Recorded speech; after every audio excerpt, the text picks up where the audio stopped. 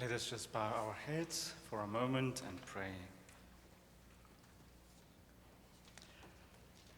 Dear God, may the words of my mouth and the meditations of my heart be acceptable to you, O God, my rock and my salvation. Amen.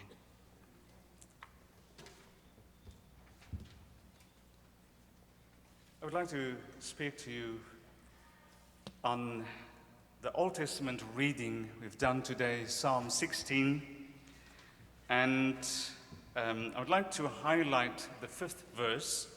The Lord is my chosen portion and my cup. You hold my lot. The topic of today's sermon is one more move. I truly love my kids. I've got two, a son and a daughter, and they are the joy of my life. Two totally different personalities. My son is a total introvert, and my daughter an extrovert. So when I visited South Africa recently, my son tipped me off that my daughter has something very important to tell me. She has done something.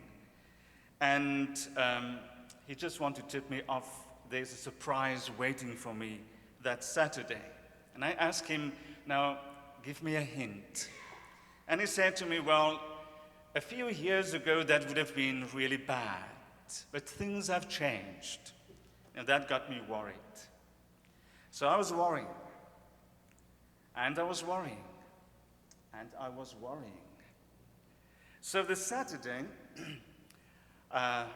we all went to my son's house, and my daughter was there, and the family was there, and she said nothing.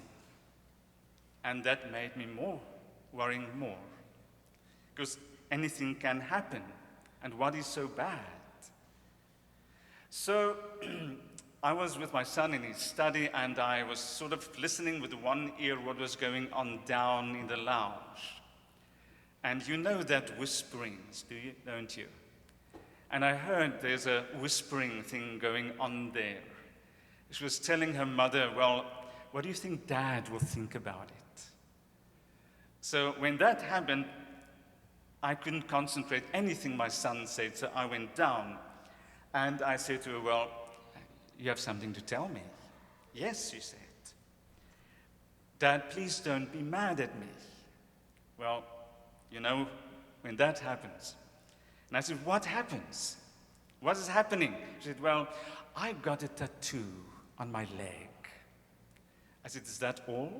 Yes, she said. I said, why did you make me worry so much? I said, well, I know you don't really like tattoos and all of that. You're quite old, aren't you?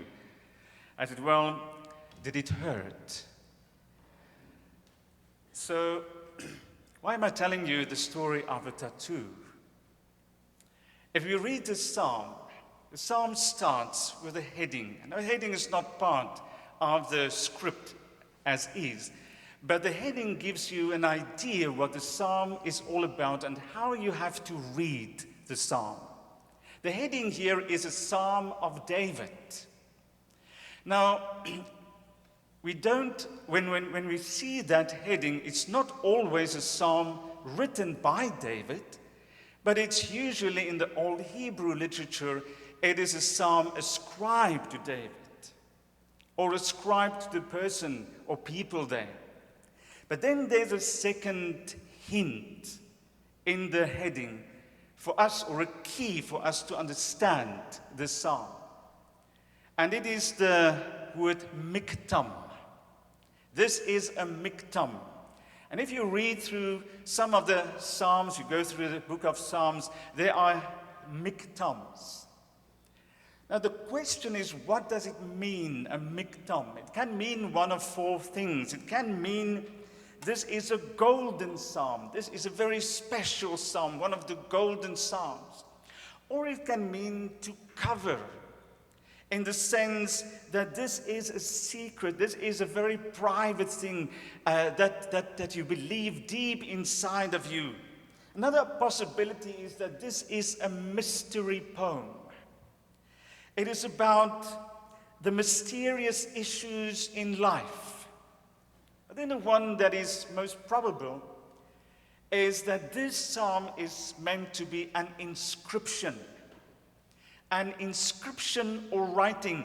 Now the inscription is not just a writing, it's much more. It is a writing that cannot be washed away. It is something that is etched right into the very fabric of life and soul. And this is what the meaning is of this psalm. When we start reading this psalm, it's all about a tattoo. It's something that should be etched. It should be inscribed in the very, very deepest part of our being. It cannot be washed away. It is something that you have to carry with you all the time. It's something that is so deep that you can dig into it and unearth it as so anytime.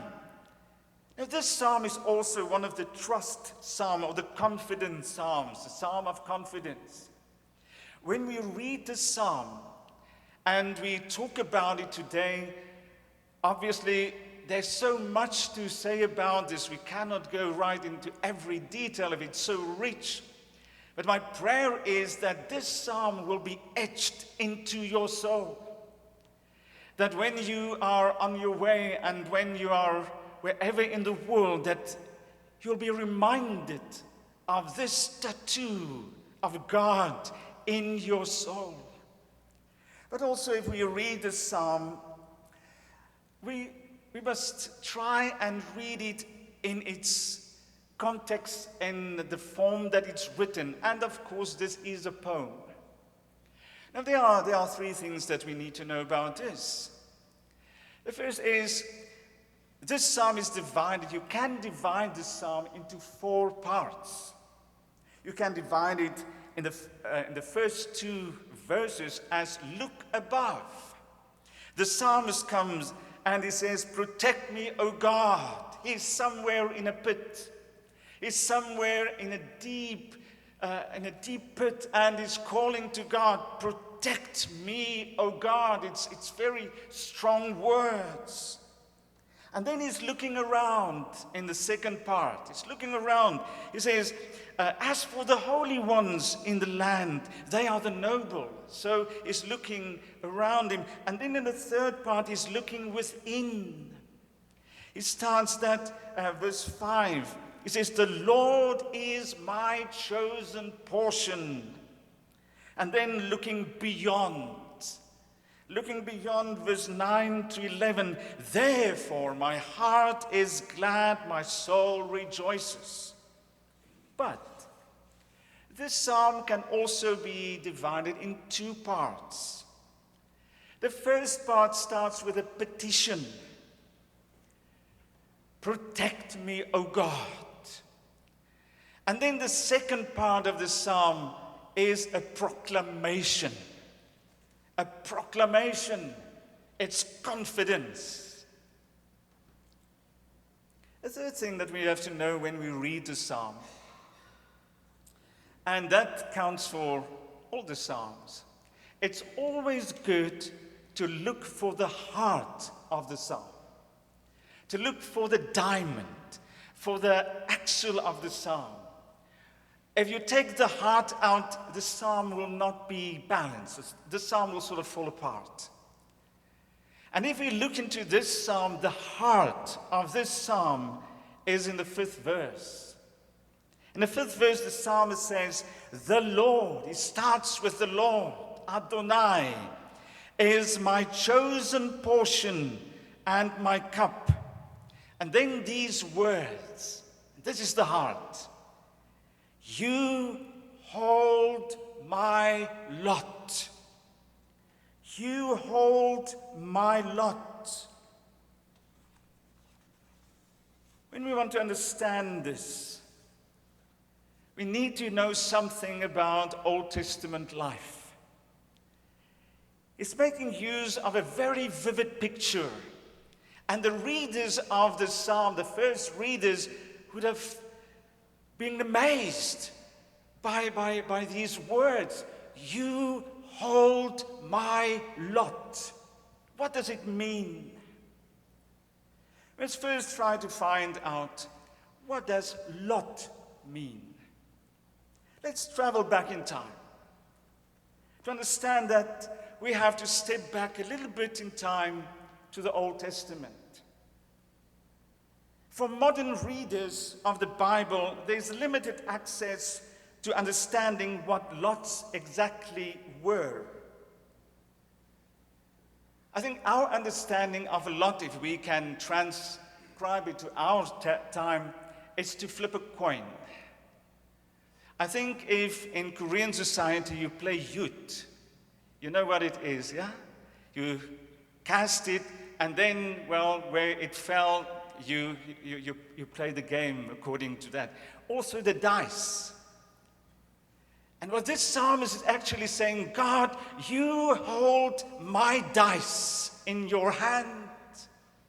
Now in Old Testament times, as I said, casting of lots is heavily associated with dividing up the land.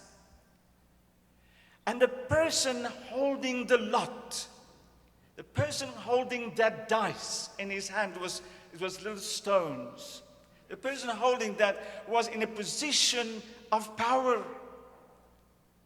Can you imagine? In the Old Testament,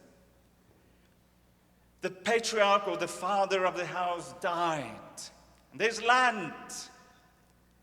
And maybe the eldest son would come, and he would be the person holding the lot, the inheritance of all the children in his hand. Imagine, all the eyes are on his hand. And then the next moment, he threw it. And where it falls, that would determine the portion of each one.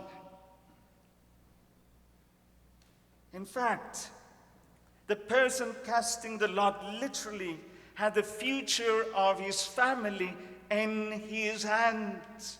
The casting of the lot would determine, without a shadow of a doubt, their future. And now the psalmist comes and he says, I have a good inheritance. My future is secure. My future is in your hands. My tomorrow is in his hands today. I would like to illustrate this further, that we can understand exactly the depth of this wonderful key to the psalm. On display in the magnificent Louvre Museum in Paris, in France, is the dramatic painting of Goethe's Faust. In this painting, Faust is seated at a table, engaged in a competitive game of chess. At a first glance, it looks like Faust is losing. His opponent in the chess game is Satan. The devil sits there grinningly, smugly. He thinks he has the victory in hand. He's pointing at the chessboard with an evil leer and is gloating. You can almost hear him shouting, checkmate, game's over, I won. This is a story of an internationally famous chess player that was visiting the museum, and he was admiring the painting when all of a sudden he lunged forward and exclaimed, "Wait a minute! Look, Faust has another move, and that move will give him the victory. He should move the king.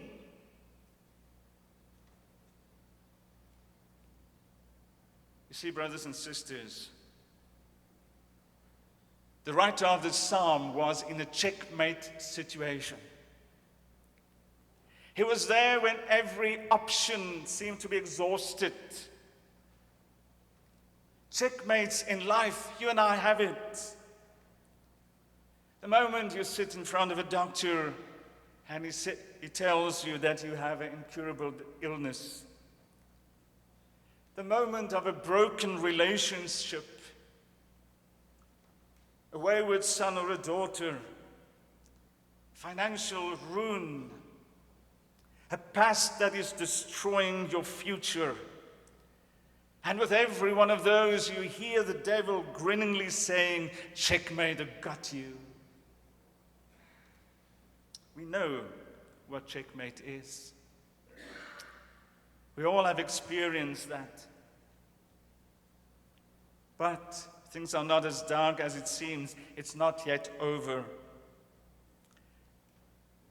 You are not defeated because the king has one more move. The lot is in his hand. He has to cast the final lot. You see, in the Bible we read of many people who found themselves in a checkmate situation. We read about Abraham. In Genesis 17 to 21, he was in a checkmate situation of unfulfilled promises. God promised Abram he would be the father of nations, but he was growing old. And at some point, for him it was checkmate. But God had one more move. I think of Joseph in Genesis 30 to 50, and the checkmate of a painful past. Promises, but nothing happened. Everything went in the wrong direction. He ended up in prison. Disaster, disappointment. Maybe at some point he felt, well, this is checkmate. But lo and behold, the king had one more move. Brothers and sisters, as long as you are living in the past, you will never have a future. You must deal with the checkmate of pain in your past by knowing the king has one more move. And then there was Moses. Moses, failure. Failure. We know failure. And he found himself there in the desert. And all he had to listen to was sheep. But God had one more move in his life. You might think of Nehemiah, the checkmate of diversion and opposition. Nehemiah had a divine destiny to rebuild the walls of Jerusalem, but there were many diversions in the process. There was such a lot of opposition. And God had one more move. God had his lot in his hand.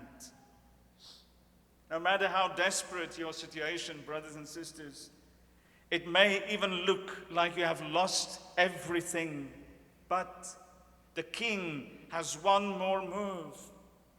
And how can I be so confident to declare this to you? I know, because the king has a well-documented history of last moves.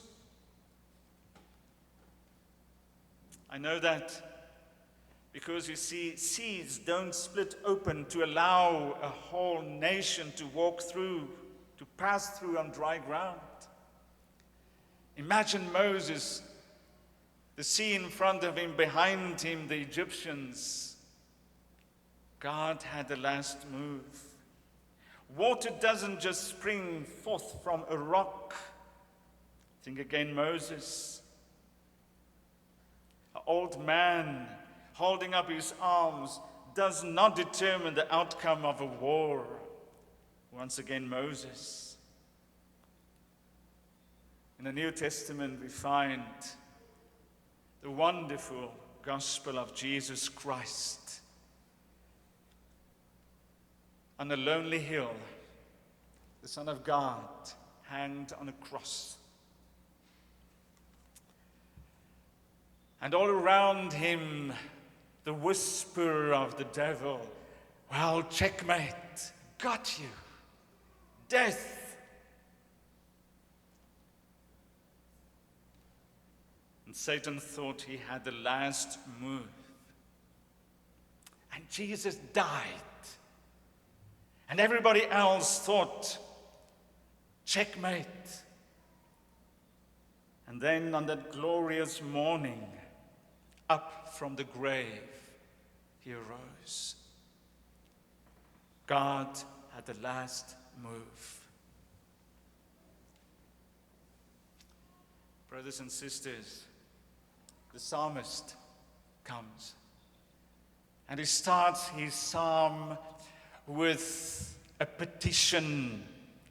Protect me, O God, for in you I take refuge. It's a checkmate situation. Then he comes to the conclusion in verse 5. The Lord is my chosen portion and my cup. And then the shout of victory, you hold my lot. You have my future in your hand. You have the last move of my life. No checkmate for Satan. My wish is that we will engrave these words deep in our hearts.